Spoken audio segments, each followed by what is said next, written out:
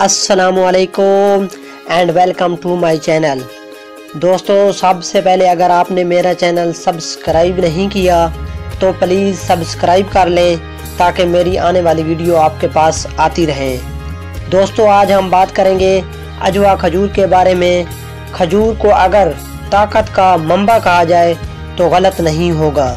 अजवा खजूर के बहुत ज़्यादा फ़वाइद हैं, लेकिन सबसे बढ़कर ये हमारे प्यारे नबी हज़रत मोहम्मद सल्लल्लाहु अलैहि वसल्लम की पसंदीदा खुराक भी है।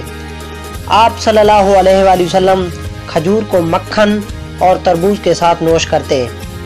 हज़रत आयशा फरमाती हैं कि वो शादी से पहले दुबली पतली थी और वो चाहती थी कि हज़रत मोहम्मद सल्लल्लाहु अलैहि वसल्लम की खिदमत में पेश होने से पहले थोड़ी सी मोटी हो जाए। तो इस वक्त हज़रत आयशा रज़ी अल्लाह ताला अन्हो की वालदा हज़रत आयशा को खजूर और खीरे खिलाती थी, जिससे आप रज़ी अल्लाह ताला अन्हो बेहतर हो गई।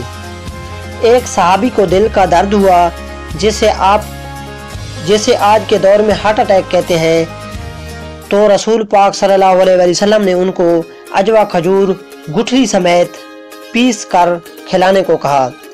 इस सहाबी को अजवा खजूर गुठली समेत पीस कर खिलाई गई तो वो ठीक हो गए।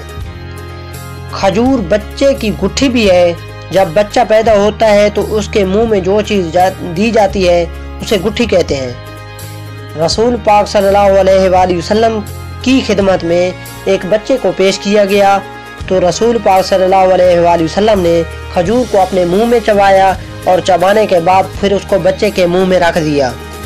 यानी कि ये गुट्ठी के तौर पर भी यूज़ होती है।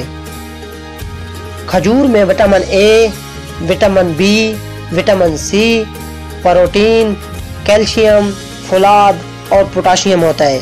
खजूर के अंदर तकरीबन 284 कैलोरीज होती हैं।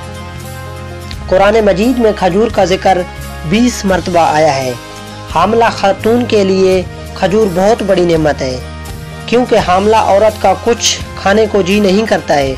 अगर वो 3 खजूर रोज़ाना सुबह खाए तो पूरे दिन की कैलोरीज पूरी हो जाती हैं।